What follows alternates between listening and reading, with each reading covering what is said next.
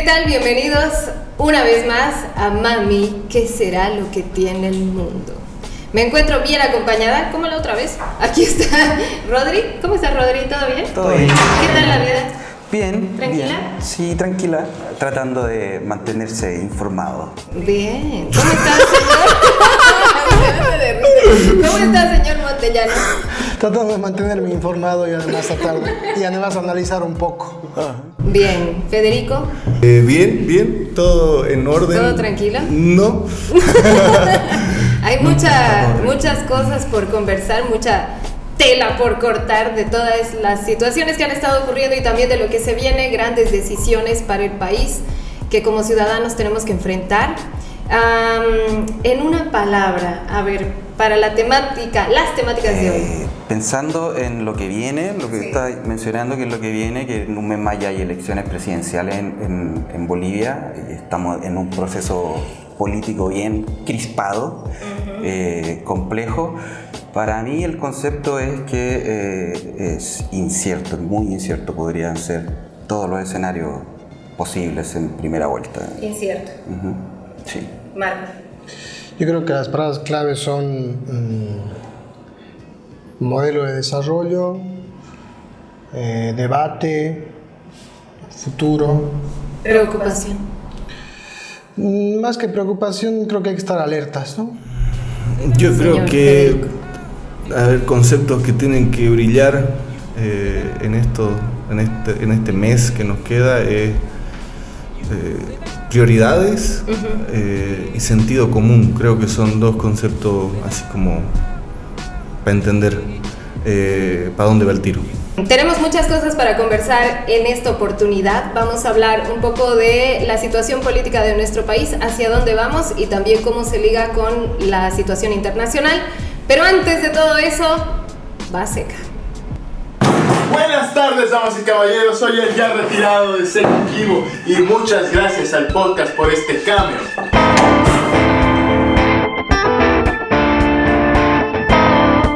La situación electoral del país está bastante complicada cuando no lo ha estado, ¿no? Con una repostulación del presidente que fue rechazada por el pueblo, un juego de tronos entre 3 candidatos, unas jugadas propagandísticas algo dudosas y un asiático cristiano machista. Hoy en Mami, ¿qué será lo que tiene el mundo? Mis baby boomers, no sé si favoritos, hablarán de candidatos que pelean actualmente por la presidencia, funcionamiento de las elecciones bolivianas, creciente progreso del país en los últimos años y por supuesto lo más importante, nuestra participación como ciudadanos. Porque como parece que van las cosas en el país, no podemos sentarnos simplemente y decir que nos vale p***. ¡No! La política es un tema controversial y es por esas mismas razones que hay que hablar de ello. Así que te invito a escuchar este querido podcast y que generes tu propia opinión al respecto. Siempre recordando que las ideas las tienes tú y no ellas a ti. Adelante, Ardilla. Bueno, gracias, Seca. Vamos a enfrentarnos prácticamente dentro de un mes a una nueva elección en nuestro país, un nuevo momento en el que los ciudadanos tenemos que entender qué rol vamos a jugar para definir, porque viene desde nosotros también entender cuáles son los planes que tiene cada partido político, qué es lo que está pensando hacer y no tomar a la ligera, porque nuestro voto realmente cuenta o no cuenta, Rodrigo. Cuenta, definitivamente. Y me gustaría entrar y un poco explicar lo que decía al principio de esta incertidumbre, porque creo que los cuatro escenarios son perfectamente posibles hoy día, más si es que pensamos en las últimas 2 encuestas grandes de harta repercusión pública, que tienen una distancia de 15 puntos en lo que le dan a Evo en la primera vuelta. Entonces nos pinta un panorama en que podría ganar Evo en primera, o podría ganar Mesa en primera, según algunas otras encuestas que lo ponen casi al nivel. No sabemos si pasa la segunda Mesa o Ortiz. No sabemos si va a haber segunda vuelta y con quién tendría que competir Evo. Podría darse cualquiera de los escenarios, ¿no? Esa distancia que decía entre las encuestas es porque hubo una encuesta polémica para la gente que no lo sabía. Hubo una encuesta polémica hecha por la gente de Jubileo que tenía una muestra de 14.000 observaciones. 14.000 personas encuestadas, o sea, era una encuesta grande. Sí.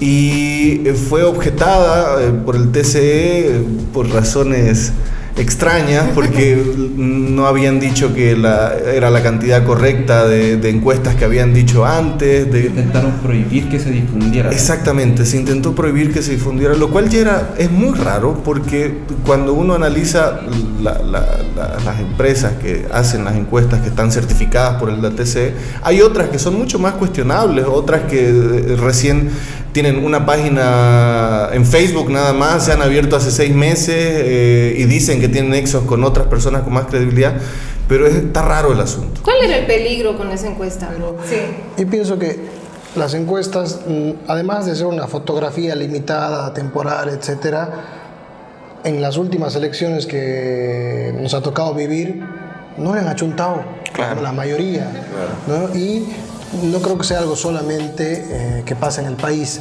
Esto se puede deber a 2 motivos. Uno, de que no se estén cumpliendo los parámetros técnicos, estadísticos necesarios. O 2, que es lo que más pareciese, que todo el mundo se manda a hacer una encuesta. Sí, ¿no? eso justo les Entonces, iba a decir, ¿no? el que entre las 2 últimas encuestas que acaban de aparecer, la que el TC pretende censurar, por decirlo de alguna manera, y la que acaban de lanzar ayer un conglomerado de medios, hay tanta diferencia de que a mí me hace pensar de que cada una está hecha a medida. Claro. Y a medida. Pero lo importante de las encuestas no es creerle a rajatabla, porque pasa esto, digamos, las claro, empresas que hacen estas encuestas, claro, prestan un servicio y van a hacer la encuesta al gusto del cliente, pero lo importante de las encuestas es que marcan ciertas tendencias. Yo creo que lo destacado de todas las encuestas es que todavía hay un alto porcentaje de indecisos, de gente y eso se siente también en las conversaciones, en la vida social. Hay todavía un 25-30% de la gente que no sabe por quién va a votar. Si hablamos de tendencias, más o menos hay una uniformidad en que Evo va primero, Mesa va segundo. El MAS está en todas las encuestas, lejos de ese 50% que ya superó en las anteriores elecciones. Y los números mágicos serían 40 en caso de que gane el primero y que le lleve 10 al segundo. Claro. Entonces, la pregunta es, ¿le va a alcanzar a Mesa para obligar a una segunda vuelta de elecciones? ¿Sí o no? Achicar la brecha de ese 10%. Y si eso sucede, ¿qué va a pasar en el caso de que haya una segunda vuelta? El resto de los votos de Ortiz, más los indecisos, más etcétera, etcétera, van a ir y van a volcar la balanza para que el MAS salga del poder después de 14 años, o vamos a tener más hasta el 2025, ¿no? Y que Yo recuerdo que había, hace años atrás, los partidos políticos se aliaban, ¿no? Y unían sus votos para hacerle frente al que más tenían. Exacto. ¿Creen que vaya por ahí? ¿Hay la posibilidad de que esto suceda? ¿No? Es que el sistema ha cambiado. Claro. Hay todo un nuevo, la Constitución de 2009 inaugura todo un esquema de entender la democracia. La democracia se amplía de ser puramente representativa, que es esta, ¿no? Las elecciones, nombramos representantes que en los órganos legislativo, ejecutivo, etcétera, administran la cosa pública, la democracia básica, que viene de la Revolución Francesa. Después tienes la democracia participativa o directa, que tienes algunas herramientas como el referéndum, como, no, tampoco quiero dar una cátedra al respecto. Entonces, ¿cuál sería la otra opción si esto ya no? Yo creo que ¿Cuál sería la otra opción, entendiendo todos aquellos que no quieren que haya un nuevo mandato de Evo Morales, tuvieron varias opciones, varias oportunidades de enfrentar esto en unión. No lo lograron por diferentes razones que podríamos dedicar una noche entera a discutirla, pero no llegaron a eso, y hoy día nos enfrentamos a este escenario que es tan interesante porque precisamente lo que ha buscado hacer la campaña oficial del oficialismo es poner una cuña entre el segundo y el tercero, que va a ser mucho más difícil ese trasvasije de votos, yo creo. Finalmente se va a marcar esto por voto castigo, lo que yo creo, digamos.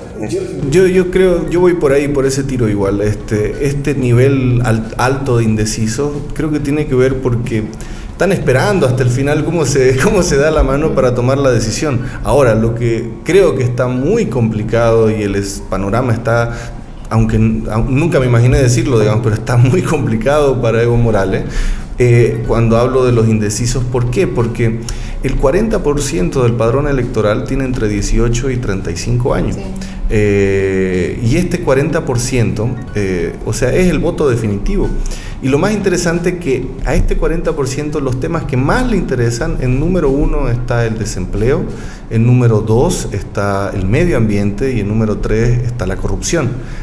Y en términos de medio ambiente ligado a corrupción o a malas decisiones y todo, es lo que acaba de suceder con la chiquitanía relacionado con los indecisos. Me parece que aquí hay algo que debería estar asustando a Evo Morales. Pero yo pienso que, o sea, un poco también el sistema político se ha puesto de acuerdo porque nos ponemos a hablar muy rápido de las elecciones y de qué va a pasar y ya parece que nos hubiésemos olvidado de que en realidad los candidatos oficialistas están habilitados de manera inconstitucional, ¿no? Es decir, de que la democracia participativa, o sea, la constitución política de nuestro país más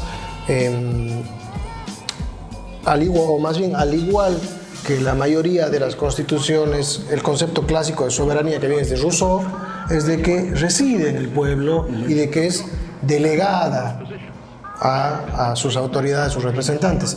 Pero entonces no hay manera más clara y limpia que cuando la gente vota por algo para decir si sí o no, y la gente dijo que no se repostule don Evo y don Álvaro, y bueno, haciendo uso de su supremacía evidente sobre el resto de los poderes, están habilitados, ¿no?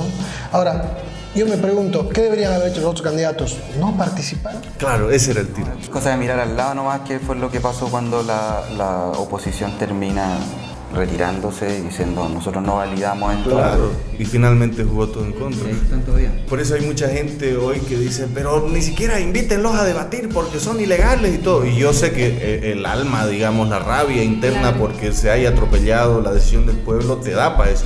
Pero ya yendo hacia lo concreto, hacia lo real, nos haría mucho mal que ni siquiera participen, porque hay que entender de que, según lo que yo creo, el gobierno que entre, que ojalá no sea el de Evo Morales, tiene que ser un gobierno de transición.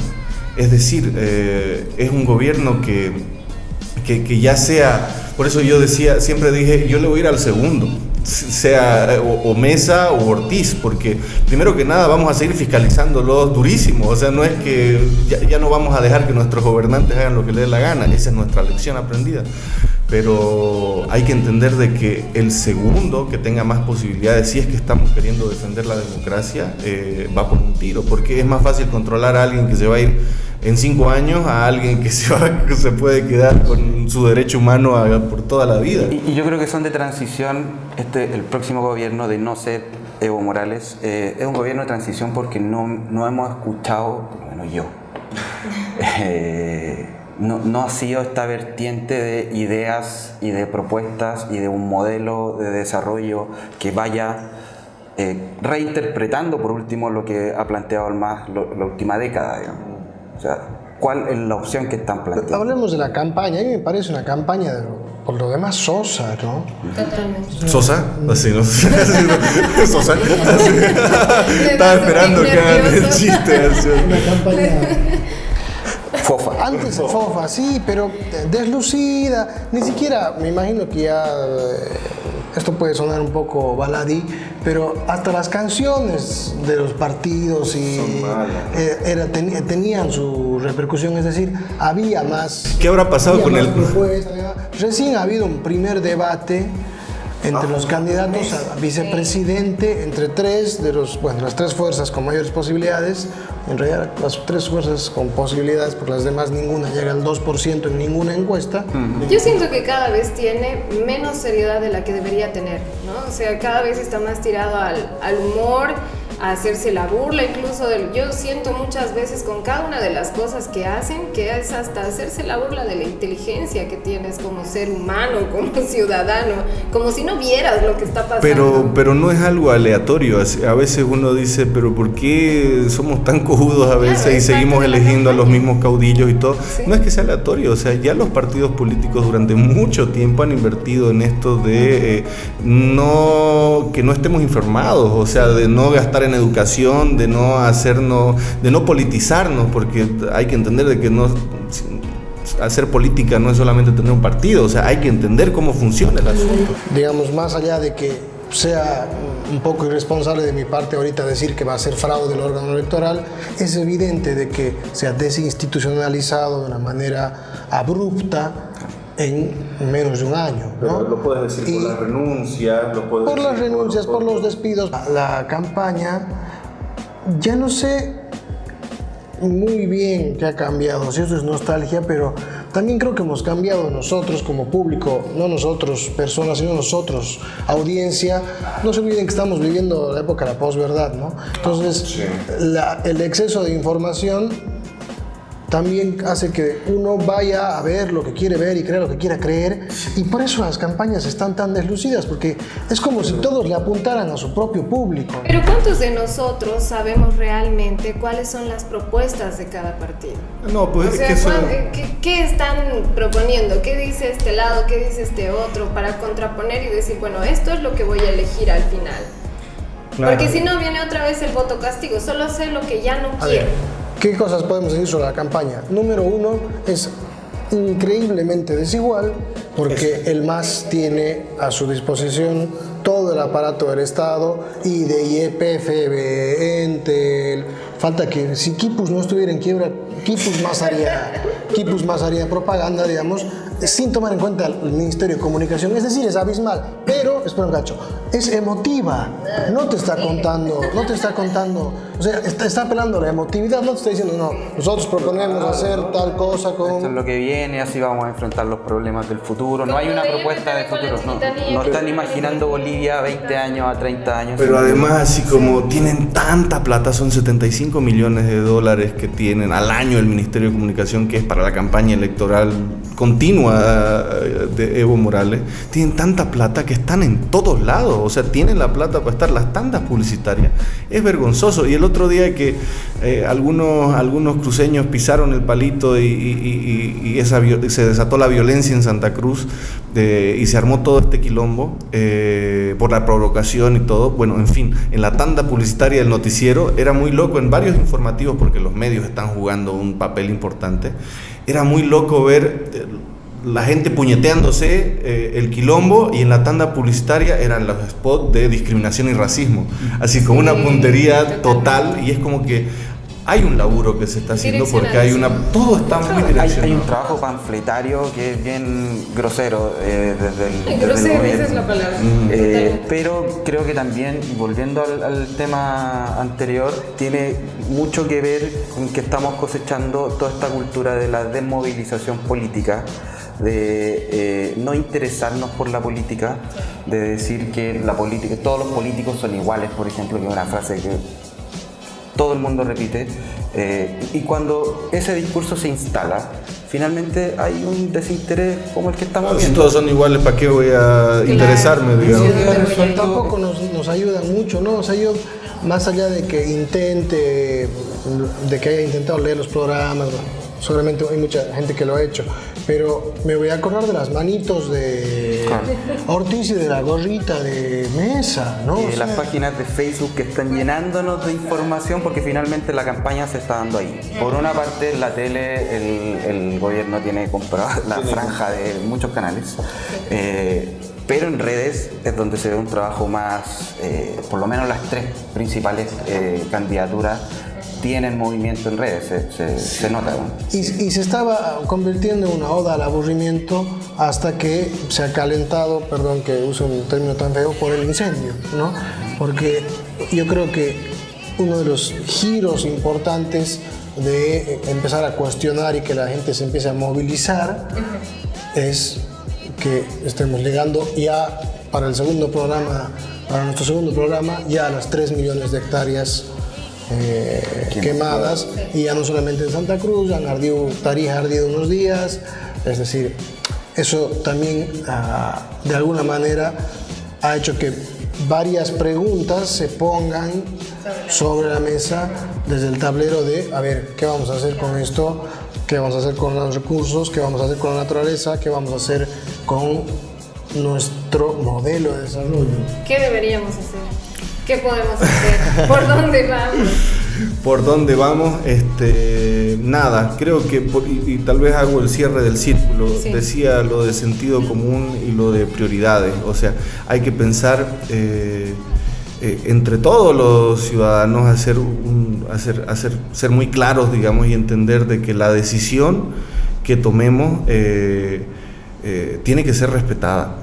Porque hay muchas posibilidades o que se dé el fraude, pero también hay muchas posibilidades de que haya un control del voto de parte del ciudadano. Y hay mucho más importante. Exactamente, entonces hay una acción que se puede hacer, no solamente, ya se ha dado el ejercicio en las últimas elecciones judiciales con un ejercicio de la revolución Gigote y Demócratas también hizo el control electoral. Creo que es tiempo de que el ciudadano cuide el voto, cuide muy bien el voto, y hay que estar muy atento a las campañas que van a comenzar en este último mes para que nosotros entre todos cuidemos el voto, que es la mejor manera de, si es que hay fraude, porque además también hay veedores internacionales, de poder más que tomar la decisión final, estar atentos para saber cómo actuar en conjunto. Bien, enseguida regresamos.